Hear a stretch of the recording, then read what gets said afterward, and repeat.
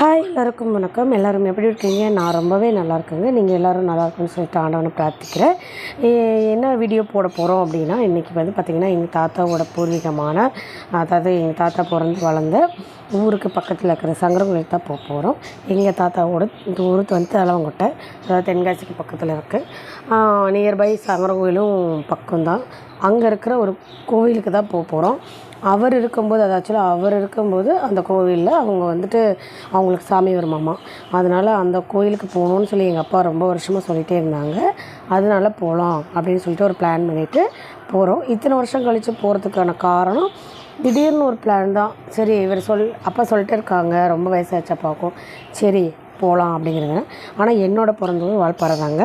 என்னடா இவள் வால்பாறைன்னு சொல்லிட்டு திடீர்னு சங்கரங்கோயில் போகிறாருன்னு நினைக்காதீங்க. என்னோடய பூர்வீகம் திருநெல்வேலி, அதாவது தாத்தா பாட்டியெலாம் இருந்தது. ஆனால் என்னோடய பர்த் பிளேஸ் வால்பாறை தான். நான் திருநெல்வேலிக்காரின்னு சொல்கிறது ரொம்ப பெருமையும் இருக்குது. அதே மாதிரி இங்கேருந்து கிளம்பும்போது 7:30 to 8 பஸ் இருந்தது. ராஜபாளையம் வண்டி போயிட்டு அங்கேருந்து நாங்கள் சங்கரங்கோயில் போகிறோம்.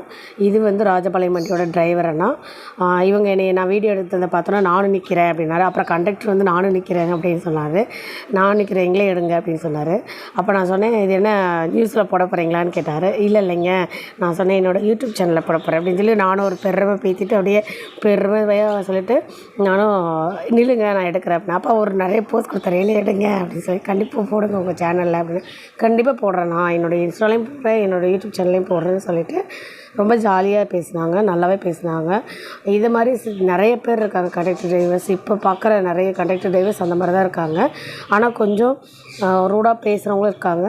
அவங்க பாட்டுக்கு இருந்துட்டு போகிறாங்க, நம்ம பாட்டுக்கு இருந்துட்டு போகலாம், அவ்வளோதான். ஆனால் எனக்கு இதுதான் ஃபஸ்ட் டைம் பஸ்ஸுக்கு முன்னாடி கண்டக்டர் டிரைவரை வச்சு வீடியோ எடுக்கிறது. எனக்குமே ரொம்ப ஹாப்பியாக இருந்தது. ஏன்னா அவங்களே வாலண்டியராக சம்மதித்தது எனக்கு ரொம்ப ரொம்ப சந்தோஷம். நான் கேட்டோன்னே இது மாதிரி எல்லாருமே இருந்தாங்கன்னா ரொம்ப நல்லாயிருக்கும். பஸ்ஸு கிளம்பிடுச்சுங்க. 8 o'clock பஸ்ஸு கிளம்பிடும். நைட்டு இங்கேருந்து ட்ராவல் பஸ்ஸில் தான். ஆக்சுவலாக ஃபஸ்ட்டு நாங்கள் ட்ரெயினில் தான் டிக்கெட் போட்டிருந்தோம். ட்ரெயினில் போயிட்டு இங்கேருந்து கோவில்பட்டியில் ரூம் எடுத்துகிட்டு அங்கேருந்து அந்த ஊருக்கு பக்கம்னு சொன்னாங்க. ஏன்னா சங்கரங்கோயில் போகிற வழி தானே, அதனால் கோவில்பட்டி போகிற வழியிலே நம்ம இது பண்ணிக்கலாம். அதனால் நம்ம சங்கரங்கோயில் போகணுன்ற அவசியம் இல்லை. அதனால் நான் என்ன பண்ணியிருந்தேன்னா, ட்ரெயின் டிக்கெட் தான் ஃபஸ்ட்டு ரிசர்வ் பண்ணியிருந்தோம். ஆக்சுவலாக ரிசர்வேஷன் என்ன ஆச்சு அப்படின்னா, நாங்கள் போடும்போதே 7:38 என்னமோ வெயிட்டிங் லிஸ்ட் இருந்தது. கன்ஃபார்ம் ஆகலை, கடைசி நேரத்தில் கன்ஃபார்ம் ஆகலை. அதனால் நாங்கள் என்ன பண்ணோம் அப்படின்னா, சரி பஸ்ஸில் போயிடலாம், போட்ட பிளானை நம்ம ஸ்டாப் பண்ண வேண்டாம் அப்படின்னு சொல்லிவிட்டு நாங்கள் பஸ்ஸில் கிளம்பிட்டோம். இங்கேருந்து கரூர், திண்டுக்கல், மதுரை டு ராஜபாளையம். அப்படி அங்கே போயிட்டதுக்கப்புறம் அங்கேருந்து சங்கரங்கோயிலுக்கு பஸ் இருக்குது. ஆக்சுவலாக நான் இதுதான் ஃபஸ்ட் டைம் நான் ராஜபாளையம் போகிறது. ஏன்னா நாங்கள் மேக்ஸிமம் பார்த்திங்கன்னா கோவில்பட்டி தான் போவோம். டைரெக்டாக கோவில்பட்டி போயிட்டோம்னா எங்களுக்கு பிரச்சனை கிடையாது. ஏன்னா ட்ரெயின் வசதியெல்லாம் இருக்குது. ஆக்சுவலாக நாங்கள் ராஜபாளையத்துக்கு ட்ரெயின் வசதி இருக்கான்னு பார்க்கல. நாங்கள் பஸ் ஏறிட்டோம். அதுக்கப்புறம் டிக்கெட் புக் பண்ணாலும் கன்ஃபார்ம் ஆகாது. அதனால் பஸ்ஸில் கிளம்பிட்டோம். நாங்களும் ரயில்வே ஸ்டேஷன்லாம் தாண்டி சோலார்லாம் தாண்டி போயிட்டுருக்குறோம். கரூர் எங்கேயுமே நிறுத்தலைங்க. உள்ளே போய் கரூரில் போய் பஸ் ஸ்டாப்புக்குள்ளே போனாங்க. போய் கொஞ்ச நேரத்தில் ஒரு 2 செகண்ட்லேயே நிறுத்திட்டு அப்புறம் எடுத்துட்டாங்க. ஏன்னா எங்கேயுமே நிறுத்தலை. பாயிண்ட் டு பாயிண்ட் மாதிரி தான் போச்சு. நாங்கள் மிட் நைட்டுக்கு நாள் நல்லா தூங்கிட்டோம். எங்கள் பெரிய பொண்ணு மட்டும் தான் முழிச்சிட்டே வந்திருந்தா. மதுரைக்கு அந்த பக்கம் தான் ரொம்ப லாங்காக இருந்த மாதிரி இருந்துச்சு. 4 மணிக்கு கொண்டு போய் ராஜபாளையம் விட்டாங்க. ராஜபாளையம் பஸ் ஸ்டாண்ட் பாருங்கள், புது பஸ் ஸ்டாண்ட் எப்படி இருக்குன்ட்டு. அப்படியே யாருமே இல்லாத மாதிரி இருந்தது. ஆனால் ஒரே ஒரு டீ கடை திறந்துருந்ததுங்க. அதுக்கப்புறம் சங்கரங்கோயில் பஸ் வந்துச்சு. நாங்களும் சங்கரங்கோயில் பஸ்ஸில் ஏறிட்டோம். இதுதான் அந்த பஸ்ஸு. ஆக்சுவலாக திருநெல்வேலி போகிற பஸ்ஸு. சங்கரங்கோயில் போயிட்டு தான் திருநெல்வேலி போகும். அங்கே போய் இறங்கிட்டு ஒரு ரூமெல்லாம் போட்டுட்டு காலையில் போகும்போது எங்களுக்கு விடிய காலையில் ஒரு 6 மணி ஆயிடுச்சு. நாங்கள் போய் ரூமெல்லாம் போட்டுட்டு ரூமில் ரெடி ஆகிட்டு இருந்தோம்.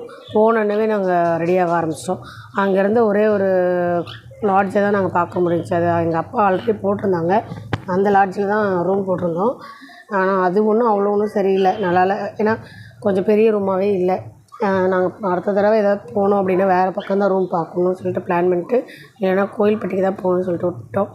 அதுக்கப்புறம் நாங்கள் அந்த கோயிலுக்கு போகிறதுக்கு நான் வேணுங்கிற திங்ஸை வாங்குறதுக்காக நாங்கள் எல்லாம் காலையில் எழுந்திரிச்சு போய் சாப்பிட்டுட்டு ஹோட்டலில் போய் சாப்பிட்டுட்டு அப்படியே திங்ஸையும் வாங்கிட்டு வந்துடலான்ட்டு நானும் என் பொண்ணு, எங்கள் 2 பொண்ணு, எங்கள் அம்மா, நாங்கள் 4 பேர் கிளம்பிட்டோம். கிளம்பி போய் அண்ணாமலை ஹோட்டல்னு ஒன்று இருக்குதுன்னு சொன்னாங்க. அங்கே நல்லாயிருக்கும்னு சொன்னாங்க. நாங்கள் போனப்போ பயங்கர கூட்டமாக இருந்துச்சு. சரின்ட்டு நாங்கள் திரும்பி வந்துட்டோம். திரும்பி வந்துட்டு அதுக்கப்புறம் பக்கத்துலேயே பூக்கடை, மாலை இதெல்லாம் வச்சுருந்தாங்க. சரி நான் சொன்னேன், அம்மா ஃபஸ்ட்டு இதை வாங்கிடலாம், அதுக்கப்புறம் நம்ம போய் சாப்பிட்டுக்கலாம். ஃபஸ்ட்டு இதை வாங்கிட்டோம்னா நம்மளுக்கு வேணுங்கிற திங்ஸ் வாங்கிடலான்னு சொல்லிட்டு இங்கே தாங்க அந்த ஹோட்டல் இருந்தது. ஆனால் கூட்டமாக இருந்தது. நாங்கள் வந்துட்டோம். கருவாடெல்லாம் வச்சுருந்தாங்க. பயங்கர கருவாடு ஸ்மெல்லு. அப்படியே உள்ளே போனாவே கருவாடு ஸ்மெல்லாக தான் இருந்துச்சு. நம்ம ஊருனாவே தெரிஞ்சிக்க வேண்டாமா, கருவாடு ஸ்மெல் தான் ஜாஸ்தியாக இருக்குன்ட்டு. அதனால் நம்ம போயிட்டு மாலை கடையில் மாலை வாங்கிட்டு இலை வாங்கிட்டு அதுக்கப்புறம் சரி எங்கள் அம்மா வாழை இலை மட்டும் வாங்கிட்டு வந்துடுறேன் அப்படின்னு சொல்லிட்டு போனாங்க.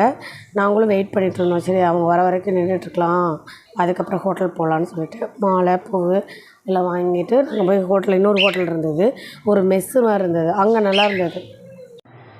எங்கள் அம்மா பூவெல்லாம் வாங்கிட்டு நான் போய் இலையும் இதுவும் லெமனும் வாங்கிட்டு வரேன்ட்டு போனாங்க.